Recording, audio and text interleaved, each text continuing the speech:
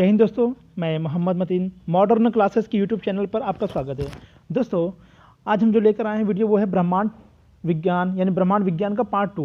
पहला पार्ट जिसने न देखा वो देख ले। एसएससी बैंक रेलवे एनटीपीसी की तैयारी करने वाले सभी छात्रों के लिए बहुत महत्वपूर्ण प्रश्नोत्तरी है। दोस्तों, इसी तरीके से हम प्रश्नोत्तर लेते आ रहेंगे, आप लोग हमारे साथ बने रहिएगा। आइए दोस्तों, बात करते हैं पहले प्रश्न के।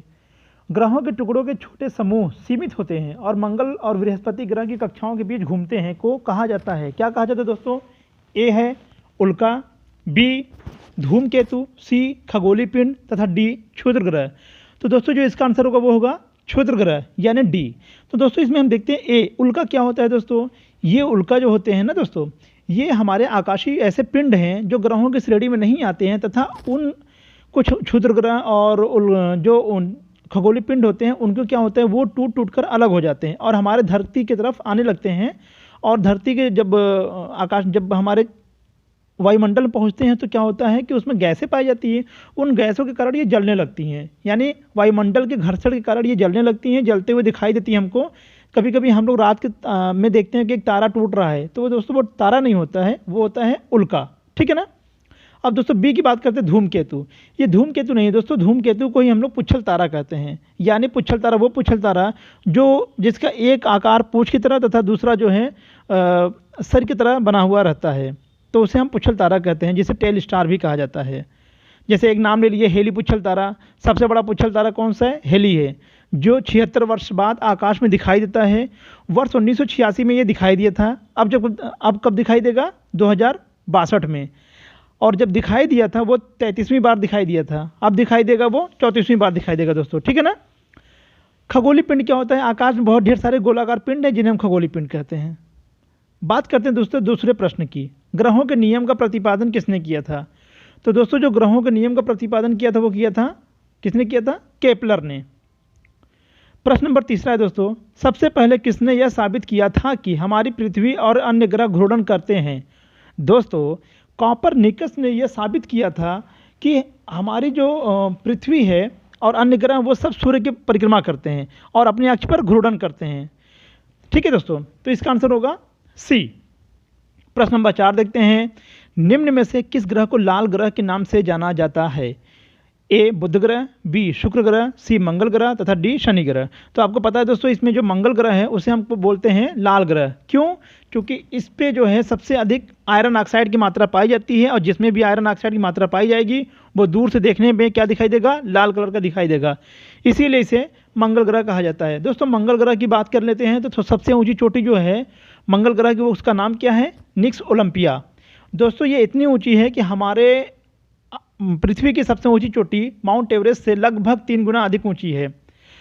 अब दोस्तों बात करते हैं बुध ग्रह की। बुध ग्रह हमारे सूर्य का सबसे नज़दीकी ग्रह है। ये 88 दिनों में सूर्य की परिक्रमा पूरा करता है तथा इसके पास कोई भी उपग्रह नहीं है। ठीक है ना। और इसमें सबसे अधिक दिन के समय में इसका तापमान प्लस में होता है तथा रात के समय माइनस में होता है।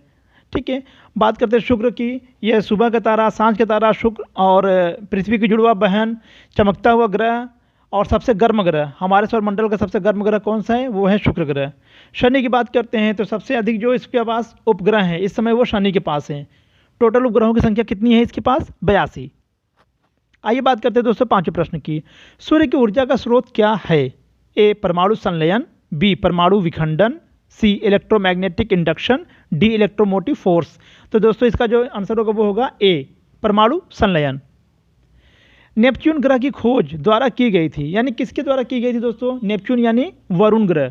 वरुण ग्रह की खोज की गई थी ए गैलीलियो द्वारा यानी गैले द्वारा, दूसरा बी है गैलीलियो द्वारा, सी केपलर द्वारा या डी न्यूटन द्वारा। तो दोस्तों इसका जो आंसर होगा वो होगा ए जॉन गैले। यहाँ पर गैले दिया है तो इनका नाम पूरा है जॉन गैले। इन्होंने खोज की थी वर्ष 1846 ईस्वी में। ठीक है ना। तो इसका आंसर हो जाएगा ए जॉन गैले। प्रश्न नंबर 7 दोस्तों इस प्रश्न को ध्यान से पढ़िएगा। ज़्यादातर क्षुद्र ग्रह पृथ्वी और मंगल ग्रह की कक्षाओं के बीच पाए जाते हैं। ये बिल्कुल ठीक कह रहा है, यहाँ तक यानी जो कहा जा रहा है कि पाए जाते हैं वो ठीक है। आगे देखते हैं, जबकि धूमकेतु ज़्यादातर शुक्र और बुध ग्रह की कक्षाओं के बीच पाए जाते हैं। दोस्तों धूमकेतु एक स्टार है यानी तारा है जिसे हम पुच्छल तारा कहते हैं। याद रखिएगा वो सौरमंडल के बीच में नहीं पाया जाता है। ठीक है ना। यानी ए वाला पॉइंट गलत है। दूसरा पॉइंट देखते हैं, धूमकेतु में एक चमकीली पूंछ होती है, बिल्कुल सही है, जबकि क्षुद्र ग्रहों में ऐसा नहीं होता है, ये बिल्कुल सही बात है। यानी कि इसका जो आंसर होगा बी और सी, यानी दोनों का आंसर सही दे दिया है, तो इसमें बी और सी मान लीजिए आप। अब बात करते हैं 8 की, निम्नलिखित ग्रहों में से किसके पास सबसे ज़्यादा उपग्रह हैं। अब दोस्तों यहाँ प्रश्न आप देखिएगा, तो ए है शनि ग्रह, बी है बृहस्पति, सी मंगल और डी नेपच्यून। तो दोस्तों अभी तक आप किताबों में देखेंगे तो आपको मिलेगा बृहस्पति के पास 79 उपग्रह, लेकिन दोस्तों याद रखिएगा नवंबर या पिछले 2019 में 20 उपग्रहों की खोज हुई शनि के पास। तो शनि के पहले उपग्रहों की संख्या कितनी थी? 62, अब कितनी हो गई हैं? 82। तो यानी इसका आंसर क्या होगा? शनि ग्रह। उसके बाद दूसरा सबसे अधिक उपग्रहों वाला ग्रह क्या हो जाएगा दोस्तों? वो हो जाएगा बृहस्पति। अब दोस्तों इस तरीके से देखें, आइए 9वां प्रश्न देखते हैं, निम्नलिखित ग्रहों में से किस तारे को भोर का तारा या सांझ का तारा कहा जाता है। दोस्तों यहाँ तारे लिखा गया, ग्रह है, तो इसका आंसर ए आंसर होगा बुध, बी शुक्र, सी मंगल या डी शनि ग्रह। तो दोस्तों इसका जो आंसर होगा वो होगा शुक्र ग्रह। दोस्तों शुक्र ग्रह का सुबह का तारा, सांझ का तारा, भोर का तारा, रात का तारा या सुबह मॉर्निंग स्टार कहा जाता है। क्यों कहा जाता है दोस्तों? क्योंकि सुबह पृथ्वी से अगर देखेंगे सुबह के समय ये पूर्व दिशा में तथा पश्चिम दिशा शाम के समय देखेंगे तो पश्चिम दिशा में दिखाई देता है चमकता हुआ, इसलिए इसे सुबह का तारा या सांझ का तारा कहा जाता है, क्योंकि पृथ्वी से दिखाई देता है। और दोस्तों इसे पृथ्वी का जुड़वा बहन कहा जाता है। क्यों कहा जाता है? क्योंकि आकार में लगभग पृथ्वी के बराबर है। इसे सबसे गर्म ग्रह कहा जाता है। और क्यों कहा जाता है? क्योंकि दोस्तों सूर्य के करीब में भी हैं और इसके वायुमंडल में 95% कार्बन डाइऑक्साइड की मात्रा पाई जाती है, इस वजह से ये गर्म है। इसे सबसे चमकीला ग्रह भी कहा जाता है। क्यों? क्योंकि जब कार्बन डाइऑक्साइड की मात्रा ज़्यादा पाई जाती है और सूर्य के करीब में है तो चमकती हुई दिखाई देती है, इसलिए इसे चमकता हुआ ग्रह कहा जाता है। ठीक है ना। और बाकी मंगल ग्रह को तो लाल ग्रह कहा ही जाता है, वो तो सबको पता है। ठीक है, आइए प्रश्न नंबर 10वां देखते हैं, कौन सा ग्रह सूर्य के चारों ओर 88 दिनों में एक परिक्रमा पूरा करता है। तो दोस्तों पहला ए बुध, बी शुक्र, सी मंगल, डी शनि। इसका जो आंसर होगा वो होगा ए बुध ग्रह। बुध ग्रह की परिक्रमा अवधि है 88 दिन। अब वहीं बात करते हैं शुक्र ग्रह की परिक्रमा अवधि है दोस्तों 226 दिन। अगर मंगल ग्रह की परिक्रमा अवधि पूछते हैं यानी सूर्य की परिक्रमा कितने दिनों में पूरी करते हैं तो 687 दिन। शनि की बात करते हैं दोस्तों तो 29.5 वर्ष, लगभग 29 वर्षों में ये एक परिक्रमा पूरा करता है। कौन? शनि ग्रह। ठीक है, आइए प्रश्न नंबर 11 देखते हैं, निम्नलिखित में से सूर्य के किस भाग को मानव द्वारा देखा जाता है। दोस्तों मानव द्वारा जो हम सूर्य का एक भाग देखते हैं ना, जो दिखाई देता है हमको, उसको हम बोलते हैं फोटोस्फीयर ए। अब बात करते हैं प्रश्न नंबर 13 की, पृथ्वी पर बात करते हैं 15 की, ग्रहण के समय 12 की, ग्रहण के समय सूर्य के निम्नलिखित भाग को हम कौन सा दिखाई देता है। यानी दोस्तों आपने देखा होगा कि जब सूर्य ग्रहण होता है तो उसका किनारे किनारे वाला भाग लाल कलर का दिखाई देता है, उसे क्या कहा जाता है? ए है फोटोस्फीयर, बी है कोरोना, सी क्रोमोस्फीयर या डी कोर। इसको कहते हैं बी यानी कोरोना। प्रश्न नंबर 13 यानी 13, पृथ्वी पर समुद्र तल से सबसे गहरा वाला स्थान कौन सा है। तो उत्तर में नॉर्थ चैनल, बी प्रशांत महासागर, सी मारियाना ट्रेंच या डी लाल सागर। तो दोस्तों जिसका जो आंसर होगा वो होगा मारियाना ट्रेंच यानी मारियाना गर्त। ये सबसे गहरा स्थल है हमारे मतलब सबसे गहरा है, पृथ्वी का सबसे गहरा स्थल है। और कहाँ पर है दोस्तों? ये है प्रशांत महासागर में। कहाँ पर? फिलीपींस द्वीप समूह के पास में है। और दोस्तों इसकी गहराई है 11,033 मीटर। अब देखते हैं प्रश्न नंबर 14, सूर्य का प्रकाश पृथ्वी पर पहुंचने के लिए कितना समय लेती है। A 8 minute 5 second, B 9 minute 20 second, C 7 minute 20 second या डी 8 मिनट 18 सेकंड। दोस्तों इसका जो आंसर होना चाहिए वो 8 मिनट 18 सेकंड। क्यों? क्योंकि जो सूर्य का प्रकाश पृथ्वी तक पहुंचने में जो समय लेती है वो है 8 मिनट 16.6 सेकंड। तो दोस्तों इसमें जो सबसे सटीक जो आंसर बैठ रहा है वो किस पे बैठ रहा है? डी पे। देखिए दोस्तों एक बात याद रखिएगा, कभी कभी आंसर ना देके उसके आगे पीछे का डिजिट दे देता है, तो जो सबसे करीब का आंसर होगा, जो सबसे नज़दीकी आंसर होगा उसको मानेंगे। अब भाई 8 मिनट 5 सेकंड तो हम कह नहीं सकते हैं, सबसे करीब कौन है? 8 मिनट 18 सेकंड। तो इसका आंसर होगा आंसर नंबर डी। अब दोस्तों बात करते हैं 15, आकार के हिसाब से निम्नलिखित में से सौरमंडल का सबसे बड़ा ग्रह कौन सा है। आकार की बात करेंगे, सबसे बड़ा ग्रह है बृहस्पति, दूसरे नंबर पे है शनि, तीसरे नंबर पे है नेपच्यून और डी है यूरेनस। तो दोस्तों इसका जब से सबसे बड़ा होगा वो क्या होगा? बृहस्पति। अगर दूसरे नंबर की बात करेंगे, दूसरा सबसे बड़ा ग्रह है हमारे सौरमंडल का शनि, तीसरा सबसे बड़ा ग्रह है वो है यूरेनस, चौथा सबसे बड़ा ग्रह है वो है नेपच्यून। ठीक है, इसका मतलब इस प्रश्न का जो आंसर होगा वो होगा ए यानी बृहस्पति। अब बात करते हैं आकार के अनुसार ग्रहों का सही कालक्रम चुनिए, यानी आकार में सबसे छोटा, उससे बड़ा, उससे बड़ा, उससे बड़ा कौन सा है, ठीक है ना।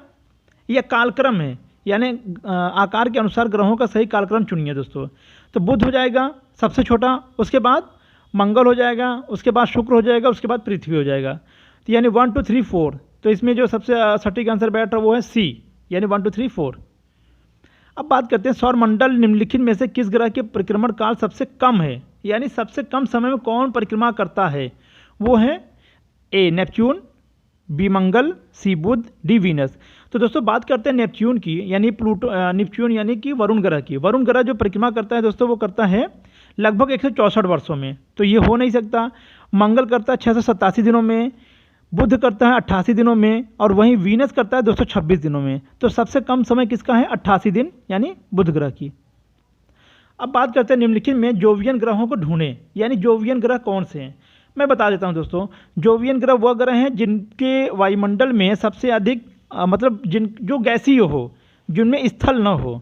तो ऐसे 4 ग्रह हैं जो हैं बृहस्पति, शनि, अरुण और वरुण। तो दोस्तों इसमें देखिए बृहस्पति, शनि, अरुण, वरुण में से कौन मिल रहा है, यूरेनस यानी अरुण मिल रहा है। तो इसका आंसर हो जाएगा डी, ठीक है ना। अब बात करते हैं परिक्रमण के वेग के अनुसार ग्रहों का व्यवस्थित करें। तो दोस्तों इसमें हो जाएगा मंगल के बाद बृहस्पति, बृहस्पति बाद यूरेनस, फिर पृथ्वी, यानी आंसर नंबर सी। प्रश्न नंबर 20 की बात करते हैं दोस्तों, सौरमंडल में कौन से ग्रह का सबसे अधिक घनत्व है। इसमें जो दिया है ए पृथ्वी, बी यूरेनस, सी नेपच्यून और डी बृहस्पति। इसमें जो सबसे सटीक आंसर बैठेगा वो सबसे क्या हो जाएगा, पृथ्वी। क्योंकि पृथ्वी का जो घनत्व है सबसे अधिक, वो कितना है, 5.52 ग्राम प्रति सेंटीमीटर क्यूब, ठीक है ना। दोस्तों ये रहा आज हमने दिया है 20 प्रश्नों का संग्रह। अब दोस्तों इसी तरीके से हम आगे पर्यावरण का और संविधान का हर सब्जेक्ट कैसे लेते आ रहेंगे। आप लोग हमारे साथ बने रहिएगा, अगली वीडियो का इंतजार कीजिए। तब तक के लिए जय हिंद, जय भारत।